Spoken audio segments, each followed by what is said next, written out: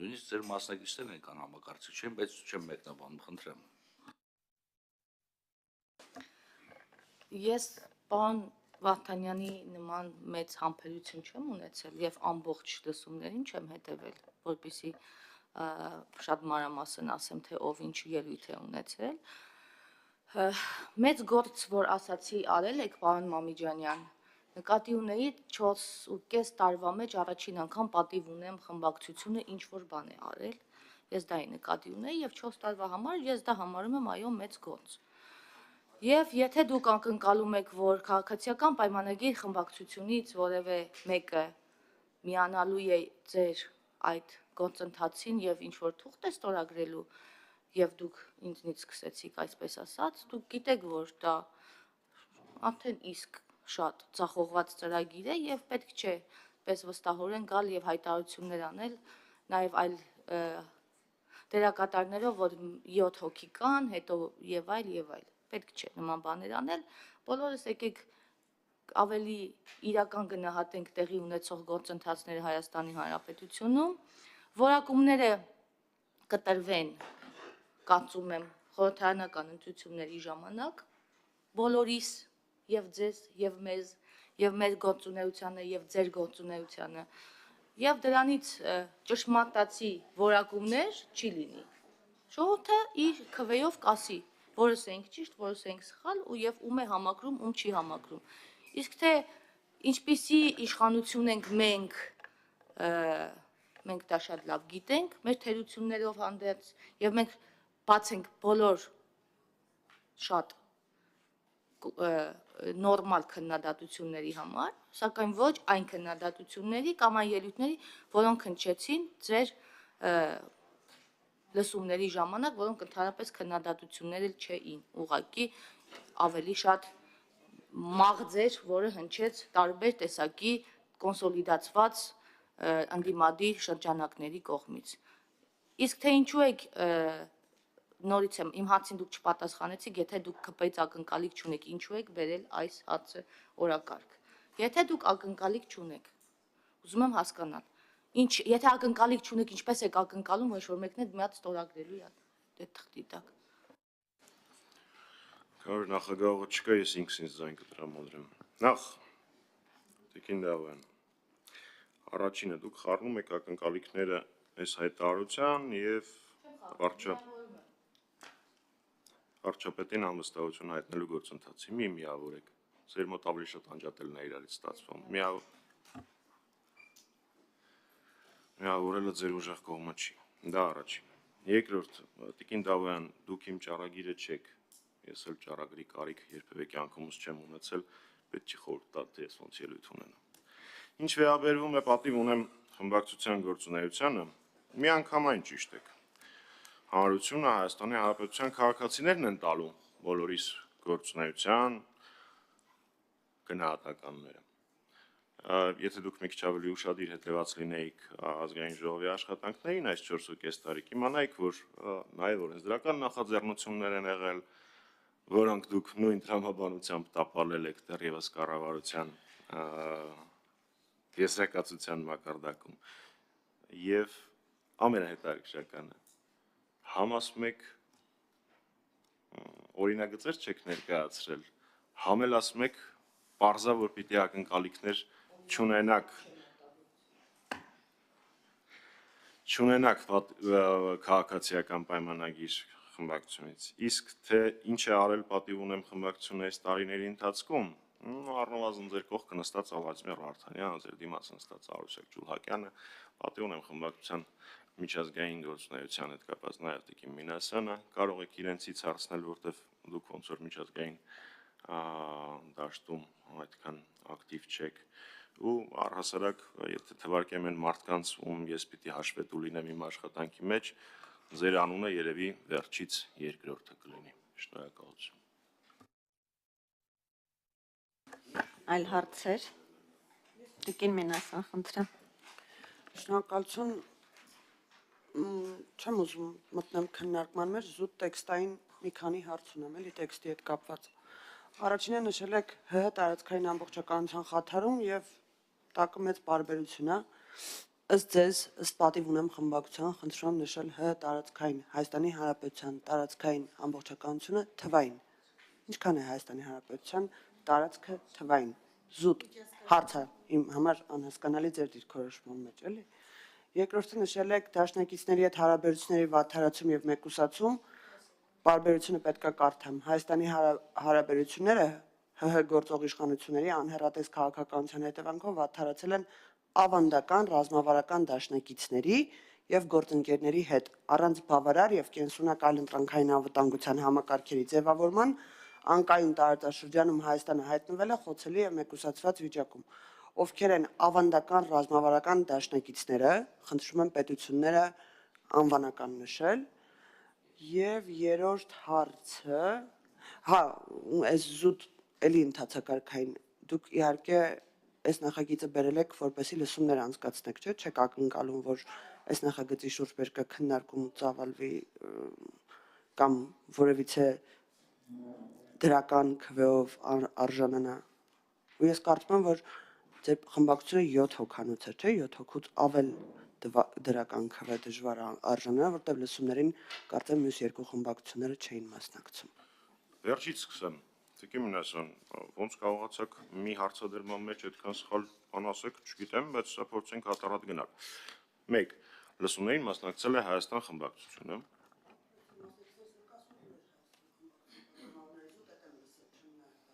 Դե նայեք, ինչ ասեմ։ Հայաստան խմբակցությունը մասնակցել է, Իշխան Սաղաթելյանը ելույթ է ունեցել։ Տեսնում եք։ Երկրորդ, մեր խմբակցությունը 6 հոգանոց է Տիկին Մինասյան։ Երրորդ, լսումներին մասնակցել են նաև անկախ պատգամավորները, առնվազն մեկը իրենցից, որ ներկայացնում էր իրենց քաղաքական միավորը։ Բացի դրանից մասնակցում էին արտախորհրդարանական մեծ ուժեր, ազդեցիկ հասարակական միավորներ, նորից չասեմ ամբողջ տեքստը։ Ինչ ակնկալիք ես ունեմ, զարմանալի կլներ եթե ես առավոտյան զարթնած լինեիք եւ ճշմարտության կողմը բռնած լինեիք, բայց ամենայնիվս ես անիմաստ աշխատանք կատարելու սովորություն չունեմ։ Ինձ շատ դուր է գալի, որ արդեն երրորդ մարդը իմ հետ մտնում է բովանդակային քննարկման մեջ, ու ասում է դե դուք երևի բովանդակային քննարկման մեջ չեք մտնելու, դե երևի բովանդակային քննարկում չեմ։ Երրորդ բովանդակային հարցն է։ Ну բովանդակային ինչքան ով ինքը բովանդակային դա հարցի մյուս կողմն է, բայց ամենայնիվս բովանդակային քննարկում ունեն, որ հույս ունեմ գոնե 4-րդ մարդը, որ բովանդակային քննարկում սկսի, չի ասի, չսկսենք բովանդակային քննարկում։ Հաջորդը կապված Հայաստանի Հանրապետության տարածքի հետ։ Իմ դպրոցական դասագրքերում 29.8 էր։ Վերջերս իմ կողմից շատ հարգված պարոն Բագրատյանը շատ հետաքրքրական փաստեր է ներկայացնում, որ իրականության մեջ այն ավելի մեծ է։ Բայց կարծում եմ ես ձեր հարցին պատասխանեցի։ Ես իմ դպրոցական դասագրքերում կարդացել եմ 29.8-ով։ Դուք հիմա ինչ-որ նոր թիվ եք մոկոնել, բայց ամենայն դեպս ես էլ դա եմ կարդացել։ Ինչ վերաբերվում է ձեր նշած կետին, նախ ես իրավաբան չեմ, բայց ըստ մեր օրենքների,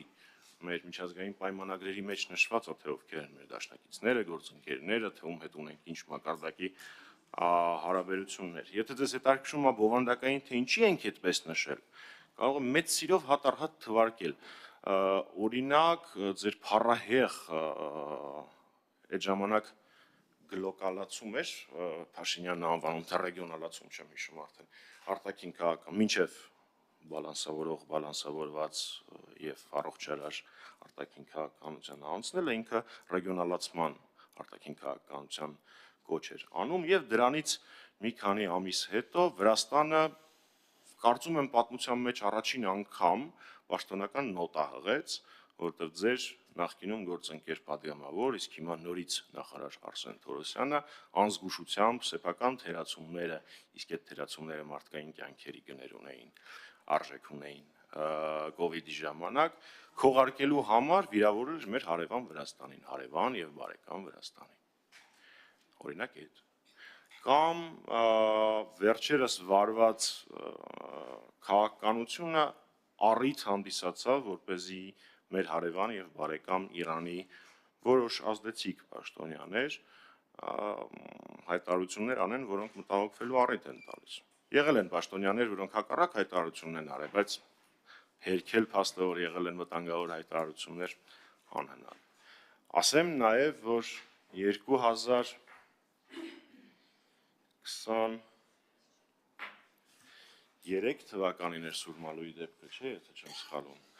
23 թվականին Սուրմալուի դեպքից հետո էլի մեր համատեղ երկկողմ հարաբերությունների մեջ առաջին անգամ Ռուսաստանից եղավ պաշտոնական նոտա։ Ես կհիշեցնեմ, թե որն էր առիթը։ Հասարակաքաղաքական միավորներից մեկը Հայաստանում իմ խորին համոզմամբ բովանդակ եւ վտանգավոր հայտարարություններ տարածել, փորձելով ինչ-որ կապել Սուրմալուի ողբերգական դեպքը աշխարհաքաղաքական տրամաբանության մեջ, եւ դրանի պատասխան եղավ Ռուսաստանի Դաշնության արտաքին գործերի պաշտոնական նոտան։ Ակնհայտ է, որ այդ իրադարձությունը ընդհանրապես առիթ էր եւ դա ցույց էր տալիս, թե ինչ մակարդակում են այդ թվում նաև հայ-ռուսական հարաբերությունները։ Ես այսպես շատ երկար կարող եմ շարունակել։ Դուք ԵՄ-ի հետ աննախադեպ, բացառիկ, էքսկլյուզիվ փաստաթուղթ եք պատրաստում, որը իր կարևորությամբ եւ բովանդակային բեռնվածությամբ համեմատվել անգամ չի կարող ՍԵՊԱ-ի հետ, որտեղ նա ընդհանրապես գործադիրների միջև հուշագիր է լինելու ամենայն հավանականությամբ, իսկ ՍԵՊԱ-ն առնվազն վավերացված էր բոլոր անդամ երկրների խորհրդարանների կողմից իմիջիայլոց, որ դուք անդադար ասում եք Արցախը վաղուց էր հանձնված եւ այլն, այդ հանձնված Արցախի մասին ՍԵՊԱ-ի մեջ հստակ նշված էին 3 հիմնարար սկզբունքները ու դրանք վավերացվել են բոլոր անդամ երկրների խորհրդարանների կողմից։ Այս առհասարակ ցեվով է հանձնել Արցախը գոյություն չունեցող բանավեճի վերաբերյալ։ Ես կարծես ձեր բոլոր հարցերին պատասխանեցի։ Արձագանք Գիմնասյան։ Զուտ արձանագրման համար էլի իմ հարցերի պատասխանները ստացել եմ, թե չէ։ Ընդունում եք, որ Հայաստանի Հանրապետության միջազգայինորեն ճանաչված սահմանները պարփակված են 29800, դուք դպրոցում եք սովորել 29743 քառակուսի կիլոմետր տարածքի մեջ։ Եվ ընդունում եք, որ ըստ ձեր թվարկման հաջորդականության եւ ըստ ձեր տրամաբանության նոտաներով, միջպետական նոտաներով խաթարվում են ավանդական ռազմավարական դաշնակիցների հետ հարաբերությունները, եթե այդպիսիք կան, եւ հերթականությունը Վրաստան, Իրան, Ռուսաստան։ Ճիշտ եմ հասկացել։ Ոչ, հերթականությունը թվարկման բացառապես ըստ կարևորության չէ։ Մեկ էլ Ռուսաստանը Սուրմալիուի դեպքով էր։ Ես կարծում եմ դուք ինձ ուշադիր չէիք լսում, Տիկին Մինասյան։ Դե ուրեմն ավելի լուրջ խնդիր ունենք։ Ես թվարկեցի անհերքելի կետերը, հասկանում եք, նոտայի փաստի հետ վիճել հնարավոր չի։ Դուք կարող եք իմ հետ ժամերով բանակցել, բանավիճել, որ աննախադեպ եւ այլն այն բառերը, որ սիրում են ձեր մոտ։ Բայց իմ թվարկածները անհերքելի էին։ Այսինքն նոտայի արկայությունը հերքել չեք կարող։ Դրա համար ես ընտրեցի դրանք։ 1. Թվարկումը բացարձակ որևէ իմաստային ընտրություն չուներ, ավելի շատ եւի ժամանակագրական էր։ Ինչ վերաբերվում է Հայաստանի Հանրապետության սուվերեն տարածքի ֆիքսմանը, ես չգիտեմ, թե ինչի են որոշ ԿՊ խմբակցության որոշ ներկայացուցիչներ համարում, որ դա տենց անկյունը գցելու հարց հանդիմադրի բացարձակ։ Այո, նորից կրկնեմ, ես դպրոցում կարդացել եմ, որ Հայաստանի Հանրապետության սուվերեն տարածքը 29.8-այի։ Ես ճիշտ ասած չեմ պատկերացնում, թե դուք ձեր կարծիքով ինչ տրամաբանական վիլկա եք պատրաստել դրա համար հետո, բայց ամենայն դեպս դա անհերքելի փաստ է, այդտեղ առանձնապես վիճելու բան գոյություն չունի։ Այլ հարցեր, պարոն Մամիջանյան։ Խնդրեմ Տիկին Ջուլակյան։ Պարոն Մամիջանյան, հայտարարության տեքստում նշել եք, որ ազգային միասնության անցումային կառավարության ձևավորում եք դուք նախատեսում եւ նաեւ նշեցիք, որ լսումների ժամանակ աննախադեպ կոնսոլիդացիայի մենք ակնատես եղանք ազգային ժողովի նիստերի դահլիճում այնտեղ մի կին կար բուդդիստ, որը ասում էր, որ ազգի էլիտան է ինքը, կխնդրեմ նշել ինքը տեղ գտնելու է այդ միասնության կառավարությունում, թե ոչ։ Շնորհակալություն։ Գիտեք, Տիկին Ջուլակյան, սա որպես ներածական։ Ես մի քիչ Զարմացած եմ, որ դուք ինչքան ժամանակ, որ ես ձեզ ճանաչում եմ, լիբերալ արժեքների, մարդու իրավունքների ջատագովը կին լինելով եթերում թիրախավորում եք կնոջը, որովհետև ձեր հեգնական ոճը հարցը տալու Տիկին Մանանձյանի նկատմամբ իմ համար շատ տարակուսելի է, բայց կարծում եմ դերագնահատականը ավելի շատ պիտի տան այն միջազգային կազմակերպությունները իրավապաշտպան, այդ թվում նաև կանանց իրավունքներով զբաղվող, որոնց հետ դուք սերտ համագործել եք մինչև իշխանության գալը։ Սա ընդհանրապես որպեսզի ֆիքսենք, թե ինչ վերաբերմունքի պիտի արժանանան մարդիկ Հայաստանի Հանրապետությունում։ Ինչ վերաբերվում է Տիկին Մանանձյանի կամ որևէ մեկի կառավարության մաս կազմելու եւ չմազմելու հետ, նորմալ է, որ դուք տենց եք հարցը տալի։ Իմ համար դա զարմանալի չի։ Ես հասկանում եմ, որ չեք պատկերացնում, թե ինչի համար է սա արվում, որ սա պաշտոնի կամ իշխանության բաժանման գործընթաց չի, բայց հաշվի առնելով, թե ձեր քաղաքական ուժը ինչ միջոցներով ամեն գնով պատրաստ է իշխանություն պահպանել Նիկոլ Փաշինյանի գլխավորությամբ, տրամաբանական է, որ դուք այդ հարցը պիտի տաք։ Հետևաբար բացարձակ քննարկման առարկա չի կարող լինել, թե այս կամ այն անձը ինչ պաշտոնի է հավակնում կամ ոչ, այս գործընթացը դրա մասին չի։ Չնայած դուք այնքան եք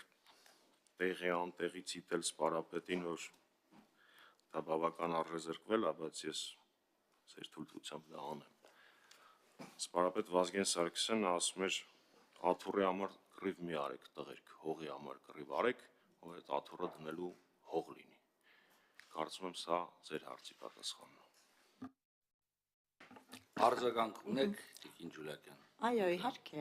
իհարկե, չգիտեմ ինչու դուք որոշեցիք, որ ես թիրախավորում եմ ինչ-որ մեկին, առավել ևս կնոջ, որևէ նման նպատակ չի հետապնդում։ Պարզապես խոսում եք կոնսոլիդացիայի մասին եւ նաեւ խոսում եք այն մասին, որ մենք պետք է ունենանք ազգային միասնության կառավարություն։ Եվ մեր ժողովրդին առաջարկում եք դա։ Եվ կարծում եմ, որ պետք է ժողովրդի համար լինի կանխատեսելի, թե ինչ կառավարություն է իրենց սպասվում։ Աթոռակռիվ չէ, ձեզ համար գուցե եւ ոչ։ Շատ լավ, բայց ցավոք նույնը չեմ կարող ասել մյուսների մասին։ Ինչևէ, հարցը սա էր, այսքանը։ Խնդրեմ, պարոն Մանուկյան։ Արձագանքելով, ես կարծում եմ նիստին հետևող հեռուստադիտողները կֆիքսեն, թե դա թիրախավորում էր, թե թիրախավորում չէր, այդ թվում նաև կրոնական տեսանկյունից շատ տենց հետաքրքիր է, որ նման թիրախավորում ԿՊ-ի ներկայացուցչի քաղաքացիական պայմանագրի ներկայացուցչի կողմից է տեղի ունենում, իսկ ինչ վերաբերվում է անցումային կառավարության, այստեղ եթե Էլեոնորա Մանանձյանն է իր անունազգանունը, խնդրեմ, եթե նայեք վերջին հատվածը հայտարարության, ապա այնտեղ թվարկած են ազգային միասնության անցումային կառավարությունը ինչ գերակայություններ պետք է ունենա, եւ դրանցից երրորդը վերականգնել հանրային համերաշխության մթնոլորտն է։ Եթե դա թարգմանենք պաշտոնական քաղաքական ձևակերպումներից առօրյա խոսակցական, պիտի անենք ամեն ինչ, որպեսզի այսպես չլինի։ Շնորհակալություն։ Շնորհակալություն։ Եթե թույլ տաք, ես էլ հարց տամ։ Պարոն Մանուկյան, մենք բավական երկար ենք իրար ճանաչում եւ ես ձեզ դիտարկում եմ որպես իմ իմացած ամենակաղաքականացված, լավ առումով քաղաքականացված անձանցից մեկը։